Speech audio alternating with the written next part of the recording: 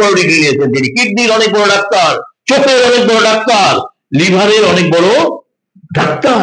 কিন্তু আমার সমস্যা কি লিভারে না লিভারের কোষে?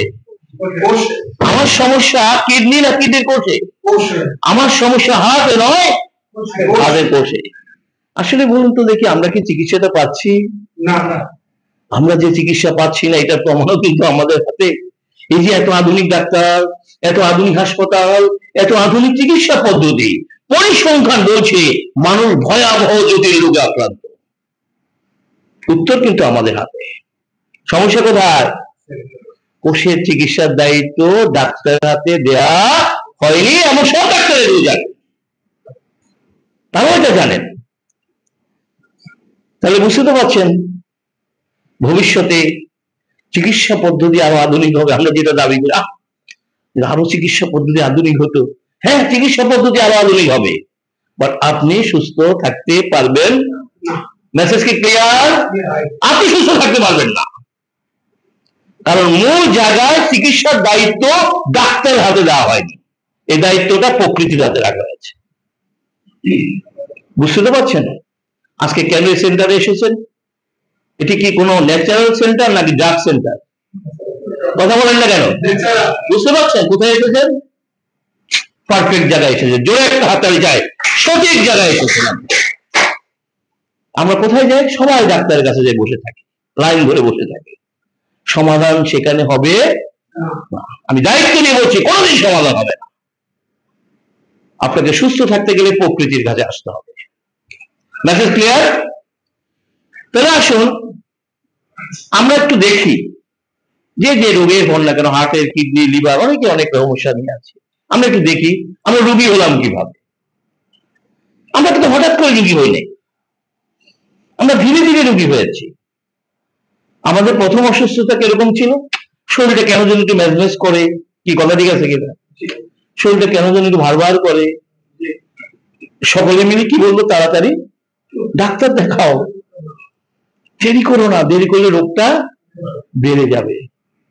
আমরা এমন এক ডাক্তার নির্ভর সমাজ ব্যবস্থা তৈরি করেছি, আপনি যদি অসুস্থ হওয়ার পর ডাক্তার না দেখান, আপনাকে সবাই গাল মন্দ করবে, কেমন মানুষ ডাক্তার দেখায় না, কি ভাই কথা ঠিক আছে কিনা?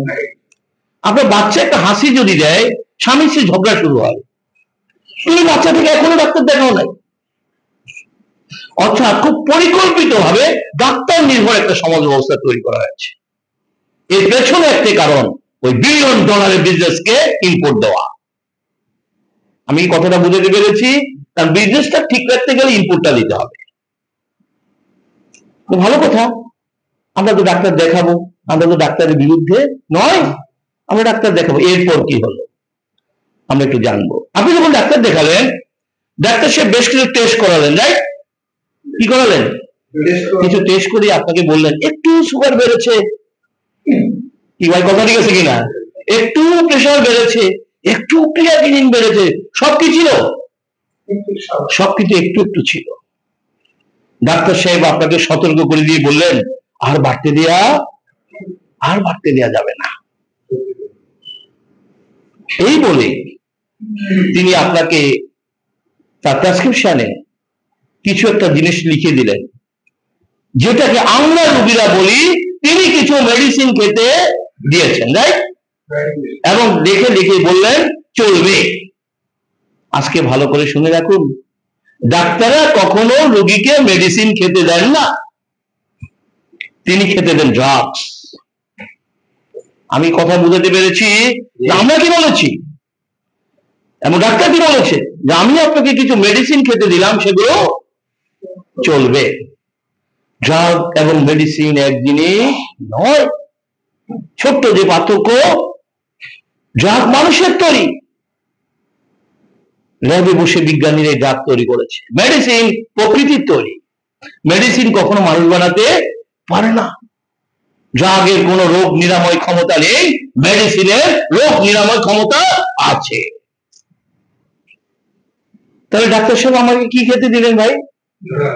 তিনি কি জানেন না ওই ড্রাগ দিয়ে কখনো প্রবলেম সলভ হবে না? তিনি জানেন। কেন জানেন? কারণ তিনি ড্রাগ নিয়ে যে বইটি পড়েছেন, বইটির নাম ফার্মাকোলজি। পৃথিবীর সব ডাক্তাররা বইটি পড়েছে, সেখানে স্পষ্ট বলা আছে কোনো ড্রাগস 15 দিনের বেশি খাওয়া যাবে না। অথচ আমার ডাক্তার কি লিখে দিলেন? তবে মেডিসিনের নামে ড্রাগস, মাইন্ড, মেডিসিনের নামে ড্রাগস যা কতদিন খাওয়া উচিত সেটা চলছে। আমার রুগীরা কিন্তু বলছে আমার সকল প্রবলেম সলভ, রুগী কিন্তু স্যাটিসফাইড। এবং রুগীরা গল্প করে তার বন্ধুদের কাছে, জানেন কত বড় ডাক্তার, অ্যাপয়েন্টমেন্ট পাওয়া যায় না, আমি আমার সচিব বন্ধুকে দিয়ে অ্যাপয়েন্টমেন্ট নিয়েছি, ওনার দেওয়া ওষুধ খাওয়ার পর আমি পুরা, কিবা কথা বলি ঠিক আছে কিনা? আমাদের রুগীরা কিন্তু এভাবে গল্প করে এবং সকলকে মেসেজ, অনেক বড় ডাক্তার, আমি ওনার কাছে যাওয়ার পরে তো এখন দিন যত যায় জাগের পরিমাণ বাড়তে থাকে। শুরু করছে 2টা দিয়ে, এখন 14টা খায়। কথা বলেন ঠিক আছে কিনা বলেন? কত দিয়ে শুরু করেছে? 2টা দিয়ে, এখন কয়টা খায়? 14টা। আগে একবারে খেতে, এখন কয়টা খায়? 3বার খায়। রুগী কিন্তু বলে খুব ভালো আছে। গত সপ্তাহে ঢাকা গিয়ে বড় প্রফেসর দেখেছিলাম তো, উনি নতুন করে 3টা ওষুধ লিখেছে, খাওয়ার পর আরো ভালো আছে। সিঙ্গাপুর গিয়েছিলাম, ব্যাংকক গিয়েছিলাম, চেন্নাই গিয়েছিলাম, ডাক্তার সাহেব আবার 2টা ওষুধ লিখেছেন, খাওয়ার পর আরো ভালো আছে। দিন যত যায় জাগের পরিমাণ বাড়তে, একটা পর্যায়ে জাগ আর কাজ করে না। আমার মনে হয় এই কথাটি প্রতিটি ঘরের কথা। কথা বলেন না কেন? জাগ আর কাজ করে না। 8, 10, 15 বছর পর জাগ কাজ করে না। আপনি তো আর বসে থাকবেন না, আপনার তো শরীর প্রবলেম, আপনি আবারও ডাক্তার দেখাবেন। এবার ডাক্তার সাহেব আপনাকে টেস্ট করে বলছে আপনার তো লিভার ড্যামেজ, আপনার তো কিডনি ড্যামেজ, আপনার তো হাই প্রেশার, আপনি তো হাই সুগার। প্রথম দিন কি বলেছিল ভাই?